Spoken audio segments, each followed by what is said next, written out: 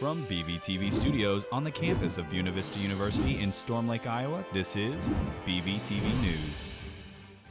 Welcome back to BVTV News. I am Amelia Jacobs. Today we will discuss a few different topics such as Wines of the World, the first ever stunt games in Iowa, a package on emotional support animals, and more on today's edition of BVTV News. Buena Vista University is continuing their fully operational recycling program that started at the beginning of last semester, headed by resident assistant Errol Alden. The program has already raised $80 off of the cans that have been donated by students across the dorms. This past Friday, the current seniors gathered in the multi-purpose room to enjoy wine tasting as well as snacks that paired well with that wine, led by digital media professor Andrea France. In this eloquent, classy experience, seniors enjoyed delicacies from different parts of the world, making this a multicultural experience for the attendees. This last weekend was the first ever stunt games in Iowa as well as at Buena Vista University. The Buena Vista Beavers took on the Concordia University Cougars on Friday night as well as Saturday afternoon. Students and staff came to watch this history unfold.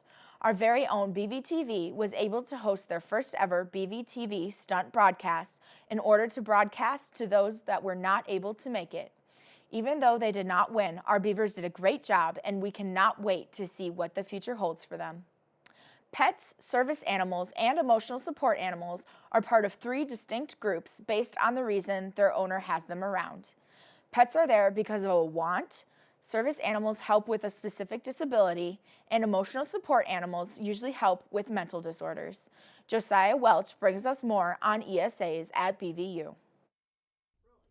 A lot of people enjoy having a fuzzy companion around. A dog, cat, fish, bird. But how do we look at pets on campus? While BVU does not generally allow pets from home on campus, emotional support animals, or ESAs, can live in dorms with the students to help provide for their owner's well-being. ESAs are not pets. They are not fluffy from home. They are there to do something, bring you comfort. They are there to assist students and you have to show a reason for why you have a need for that animal. Animals being brought to campus need to be up to date on vaccinations, spayed or neutered, and must be kept in the dorms. A doctor's note is required to bring an ESA to campus because of their medical use.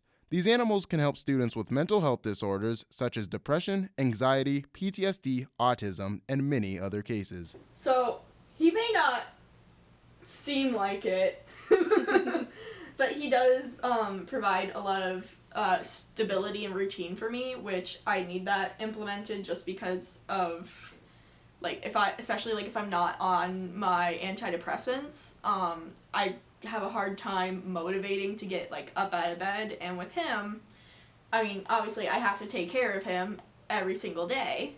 If anyone feels like they require a ESA for the next semester, applications are due April 1st and can be found on the BVU website at Student Disability Forums. I'm Josiah Welch with BVTV News. There is a mildly lengthy process that goes into bringing an animal onto campus, but it can be extremely beneficial for those who need it for emotional stability and well-being. In a rapidly changing media landscape, it can be increasingly difficult to discern what information is true and what is lies or deceit. We have a short PSA on being a conscious consumer of media. Did you know that Paris has decided to ban bread in recent legislation because of rising gluten allergies? The internet has a lot of gold and a lot of garbage. The problem with getting news from social media is that anyone can post anything.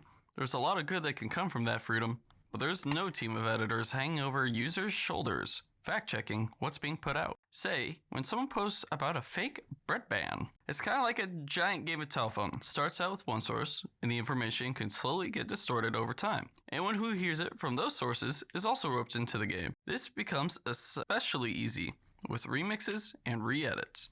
This is where journalism comes in. A journalist, instead of jumping on the telephone train, would search out the first person in the chain to see what information is true and follow up with the necessary research. While bias is certainly a thing, it is a journalist's job to break through the noise, to seek truths, and debunk falsehoods. It would be pretty easy to discern that the bread post was fake by simply checking real news outlets, because it simply wouldn't be reported on with no basis for the claim. Information on X, TikTok, Instagram, and other platforms can be valid, but misinformation can spread like wildfire without reins to hold back conspiracies. Journalists are the detectives tracking down the primary sources of information and finding out what's true. It's good to know that there's still delicious pastries in Paris at least, so that's why you should check before you believe that. The students with podcasts and broadcasts are hosting a radio event titled KBVU 24 in 24. This special event will be a 24-hour broadcast where there will be a DJ in the studio for every hour for the duration of the event. There will be some special guests such as President Lensmeyer. This will take place from April 19th into the 20th and can be listened to live on 97.5 KBVU or on the KBVU website. A photo gallery by our very own Joshua Tigas made its way to the TAC recently. Joshua talked about how he stumbled across this with no ideas in mind. The beautiful images he captured definitely speak for themselves.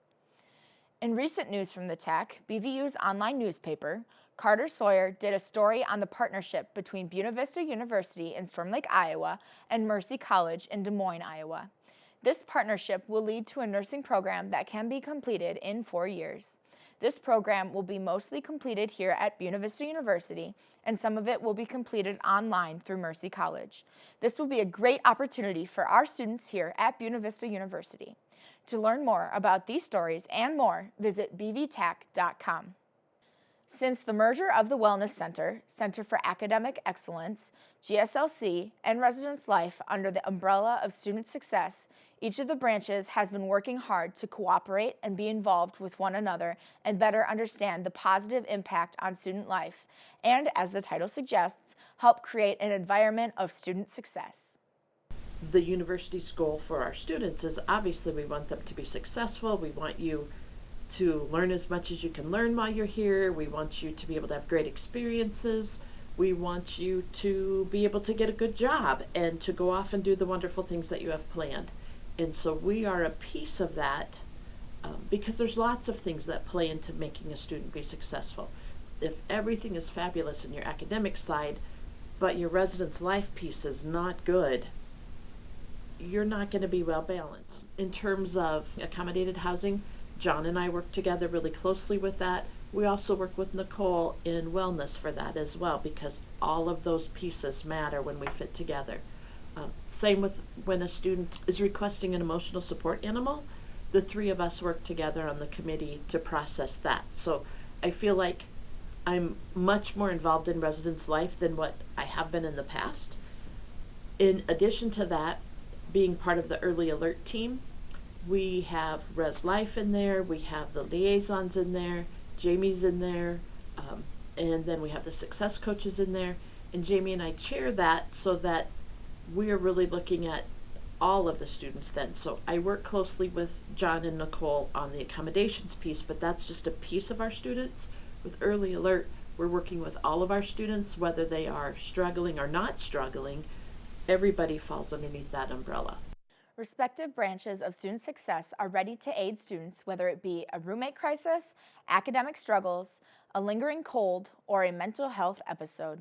Resources to get started learning about these services can be found in the Campus Student Success Office located next to the Center for Diversity and Inclusion. We have quite the breaking news with April 1st just around the corner. Our reporters and colleagues have gone out into the field to test the comfort of chairs around campus. You'll definitely want to sit down to watch this one. As Amelia said, we have been having a great time rating these chairs, but we're going to kick off our interviews with none other than the president of the university, President Brian Lensmeyer, who's interviewed by our very own Joshua Tigas. Let's take a look. On a scale of 1 to 10, I'd put the comfort level of this chair at about a 3. It doesn't recline very well. It doesn't give back support at the right angle. Like I feel like I'm kind of falling back all the time. And part of that's on purpose because I do most of my work standing at the standing desk behind me. And if my chair is really comfortable, then I'm probably going to be spending too much time sitting in my chair and not getting work done. I think you're right. A good solid 3 or 4. Yeah. You're being generous. Compared to the dorm room chairs, I'm gonna give it a 10 out of 10. I think this is comfy.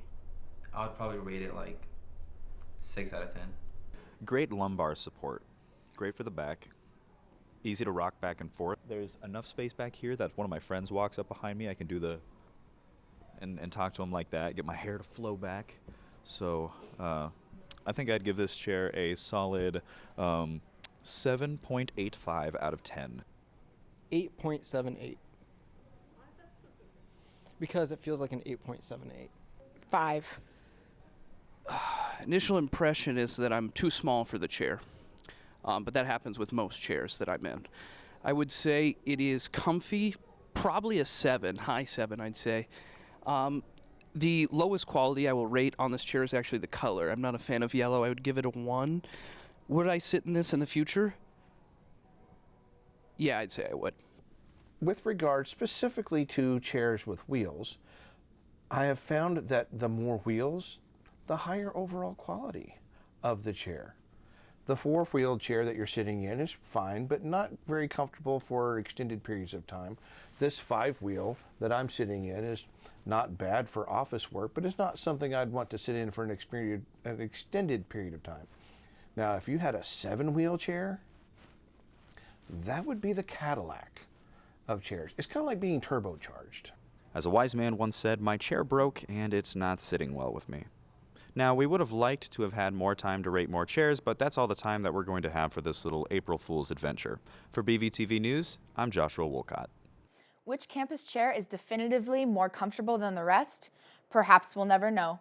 But maybe if the rest of the studio sits down to decide, there could be some conclusive opinions. On that note of silliness and fun, it's time to wrap up this BVTV newscast. Thanks for tuning in, and we'll see you next time.